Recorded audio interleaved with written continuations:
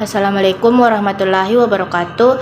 Perkenalkan, nama saya Nur Fadila dengan NIM 90201241198. Di sini saya akan menjelaskan apa saja definisi tentang sistem manajemen keselamatan dan kesehatan kerja, di mana definisi ini adalah bagian dari sistem manajemen perusahaan secara keseluruhan dalam rangka pengendalian risiko yang berkaitan dengan kegiatan kerja guna terciptanya tempat kerja yang aman, efisien, dan produktif. Keselamatan dan kesehatan kerja adalah segala kegiatan untuk menjamin dan melindungi keselamatan dan kesehatan. Adapun tujuan dari sistem keselamatan dan kesehatan kerja, yang pertama ada meningkatkan efektivitas perlindungan keselamatan dan kesehatan kerja yang terencana, terukur, dan terintegrasi. Yang kedua, mencegah dan mengurangi kecelakaan kerja dan penyakit akibat kerja. Dan yang ketiga, menciptakan tempat kerja yang aman. Dan yang keempat, memberikan imago baik kepada perusahaan dari pandangan pihak eksternal seperti masyarakat. Dan yang terakhir, sebagai bentuk pemenuhan persyaratan bisnis dari pihak klien. Dan adapun manfaat penerapan sistem manajemen K3. Yang pertama itu perlindungan karyawan, di mana tujuan dari penerapan sistem manajemen keselamatan dan kesehatan kerja atau K3 adalah memberi perlindungan kepada pekerja. Dan yang kedua, mengurangi biaya. Menerapkan sistem manajemen keselamatan dan kesehatan kerja atau K3, kita dapat mencegah terjadinya kecelakaan. Dan yang terakhir, membuat sistem manajemen yang efektif. Salah satu bentuk nyata yang bisa kita lihat dari penerapan sistem manajemen K3 adalah adanya prosedur.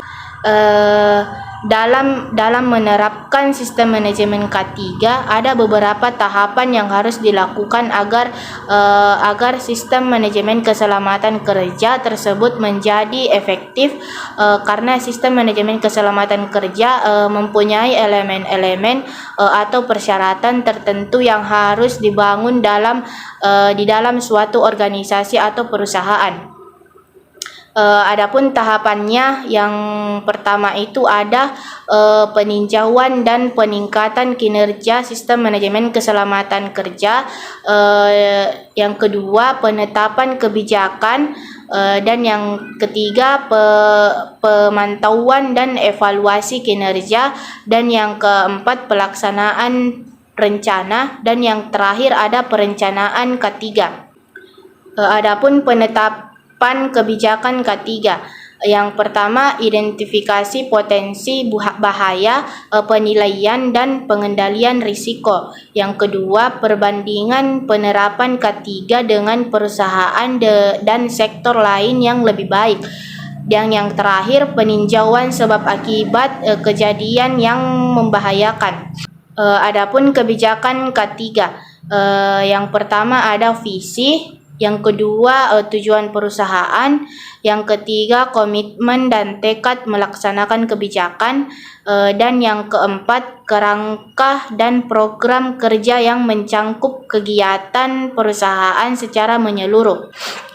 Adapun perencanaan K3. Untuk menghasilkan rencana K3 ini disusun dan ditetapkan oleh pengusaha dengan mengacu pada kebijakan K3 yang telah ditetapkan. Dalam penyusunan rencana K3, pengusaha harus mempertimbangkan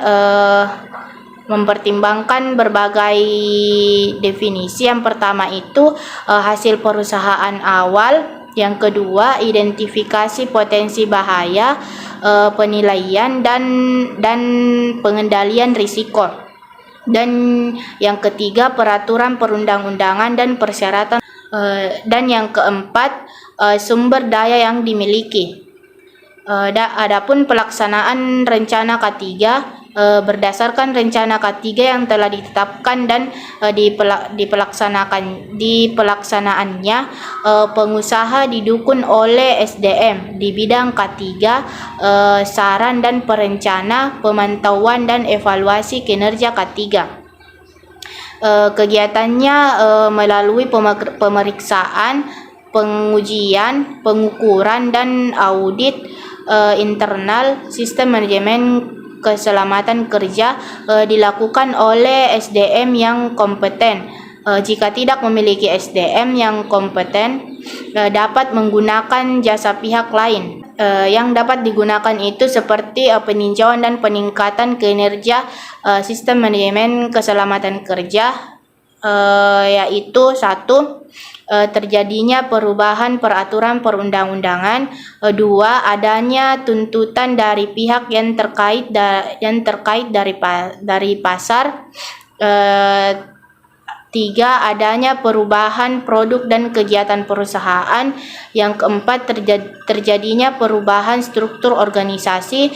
Yang kelima, adanya perkembangan iptek termasuk epidemiologi, dan ada juga adanya hasil kajian kecelakaan di tempat kerja, dan adanya pelaporan, dan yang terakhir adanya masukan dari pekerja. Baik, itu saja yang bisa saya jelaskan. Assalamualaikum warahmatullahi wabarakatuh.